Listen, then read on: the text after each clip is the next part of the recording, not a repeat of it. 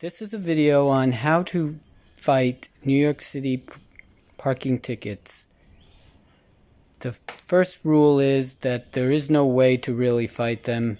You can just go through the motions, and it really depends on who you randomly get as the, I guess they call themselves administrative law judges, right? So you get a ticket, and the first thing to know is that some tickets are written by traffic officers and some tickets are written by the NYPD, the police officer. Now, the traffic officer wears the same uniform but is, I guess, not technically a police officer, and so they get their tickets in right away into the system.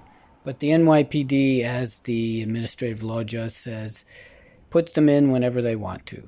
And so, first of all, the NYPD tickets are probably not written by a computer unless it's in Manhattan.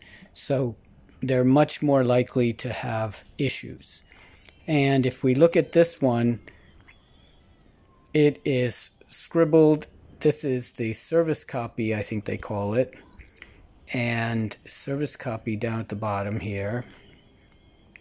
See, and it seems to have gotten wet, and the ink didn't go through to the service copy.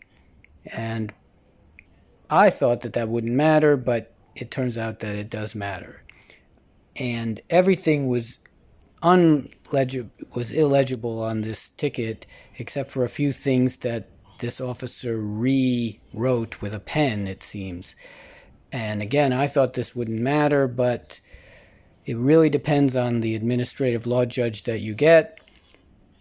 Look at this. There's no VIN number. There's no location.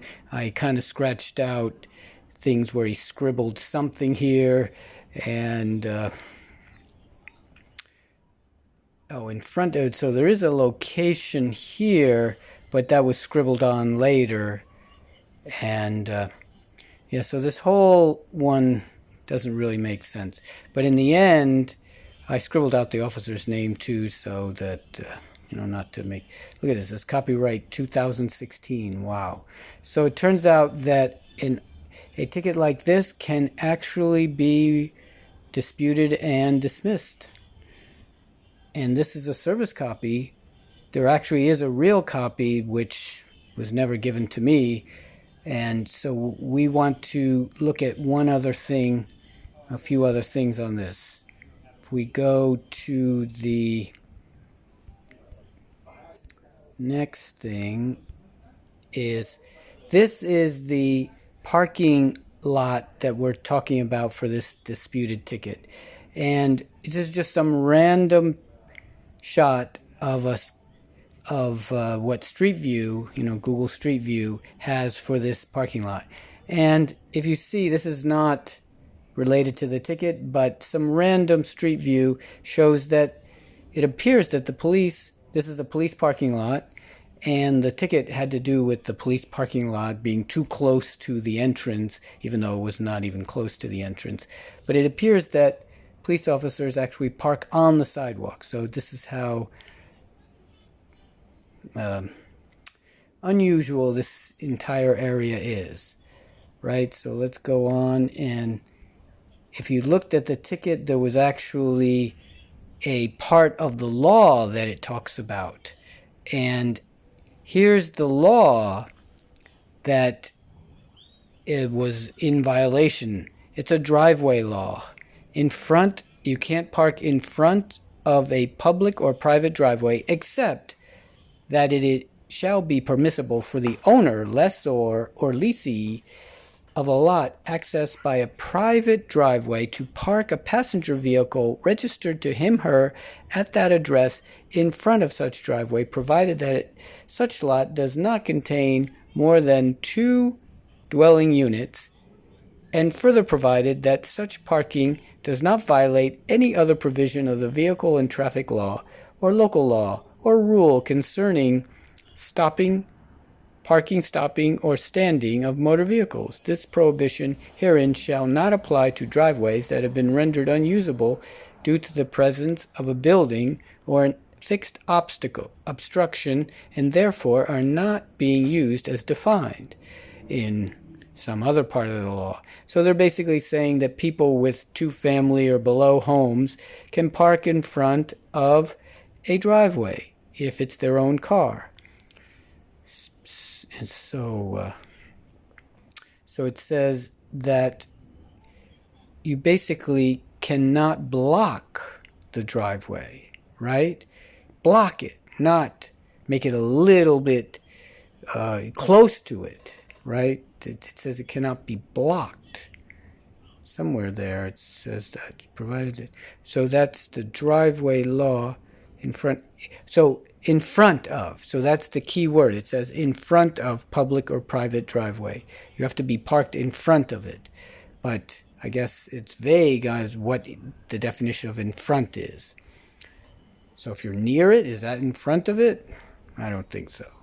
And the last part is the decision. I blocked out the man's name, who was very nice, such a good gentleman.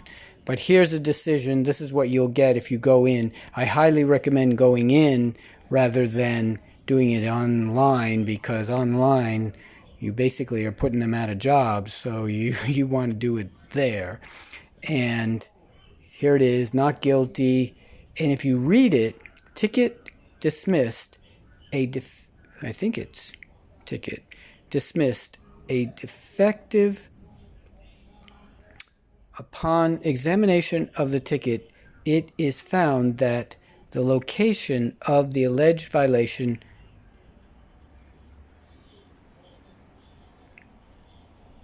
violation could not been, maybe that's could not been, no, that's, I'm not sure what that word is, not been legibly cited. Violation had not been legibly cited. So the truth is that you can win in these small cases, and they prefer small cases rather than somebody coming in with 1,000 tickets. But that's the bottom line. You can fight, and I highly recommend going in. And again, it's completely up to these administrative law judges, and they probably have made the decision before you even go there. So you go, and it's just a random, because you don't get to pick the law judge. You can probably, I kind of know them now, and I think what I'm going to do is try to get a change, what do they call it, adjourned from some of these people, so that I get more chance of getting the ones that are more reasonable. Anyway, peace out, and keep your eyes on New York City departments and Department of Finance. Peace out. Bye.